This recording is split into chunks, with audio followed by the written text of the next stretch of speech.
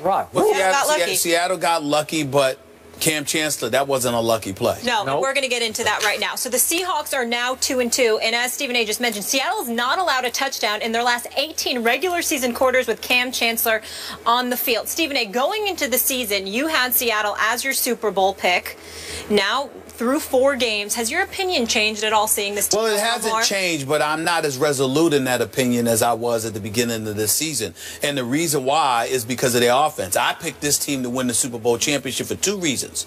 That elite defense, the Legion of Boom, you know, and all its supplementary parts, the defensive line and so on and so forth. Also, their motivation, because no matter how motivated the New England Patriots are due to Deflategate and the whole fiasco that entailed, the bottom line is they stand here today as the reigning defending Super Bowl champions. And the Seattle Seahawks sit here today as a team who believes it was theirs, and their head coach gave it away by not giving the ball a beast mode a half-yard away from the goal line.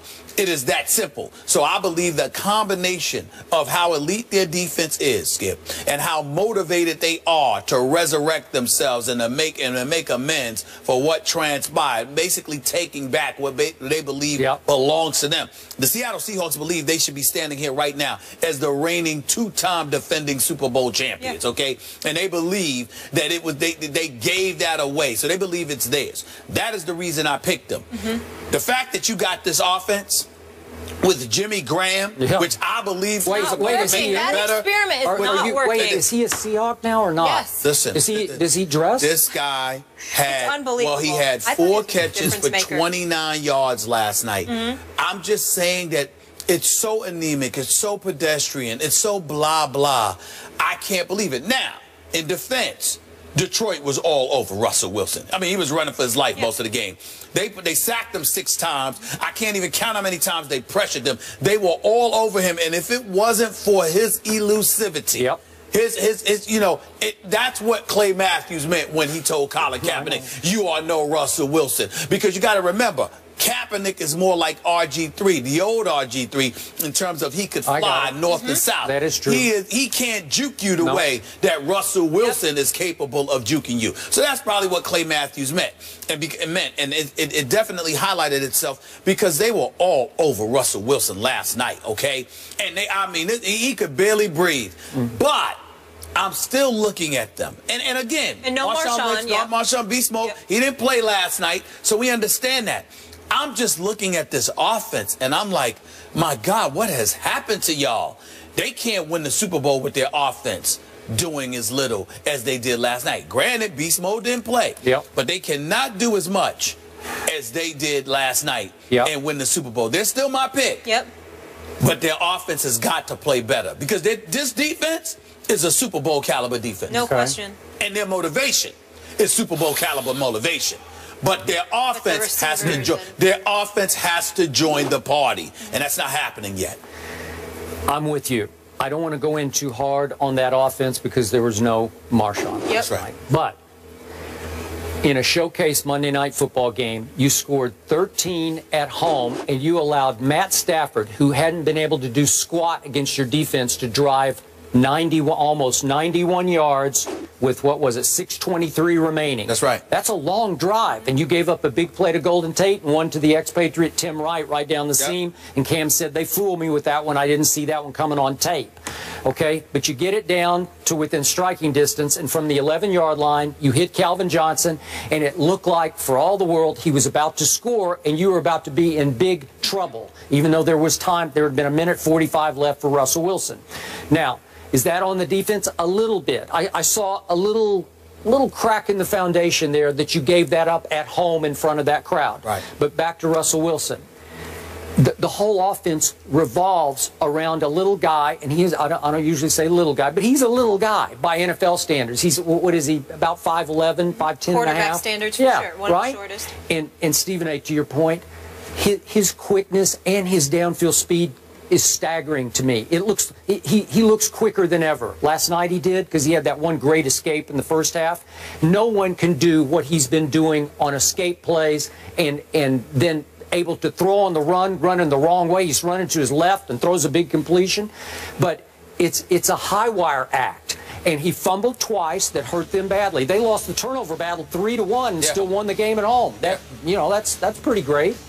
And yet, Russell Wilson, if you force him to stand there in that pocket at his diminutive size, he can't see it, and he's not consistently accurate from the pocket. He's, to me, to my eye, he is below average as a pure pocket passer.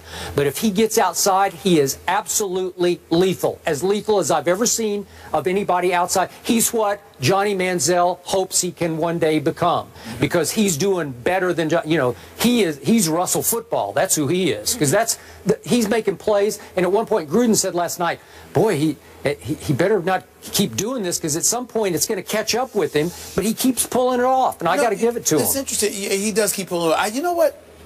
As I watched Russell Wilson last night, you know what I said to myself? A 3-4 defense is the best way to go against him. Let me explain why. It's almost best that you don't have a pass rush. You don't need that to. You just keep him in the pocket. Just don't let him out. That you just don't let him out of the pocket. That's all. I agree. That's it. Because the more people you send, if he somehow is able to escape, because you're trying to put forth a vicious pass rush, he's gonna eat you up. Because he has that elusivity factor working in his favor. And again, once he gets out of the pocket, he's lethal. But even if he has time, if you make him stand in the pocket and there are bodies in front of him to impede his vision, it obviously affects him like it would affect anybody else who's relatively short inside that pocket. To me, that's the best way to neutralize him. And then this is why Jimmy Graham and Lockett, it doesn't make much sense right now.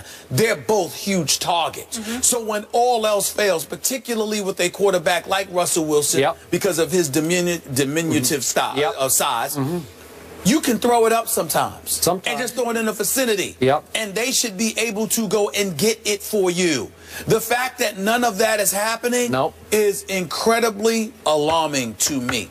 This offense has become a huge question mark. I can't believe it's going to stay this way, because you got enough weapons to Lockett and Graham with beast mode. The offensive line, even though they gave up a lot yesterday, they can play better, and I believe they will play better.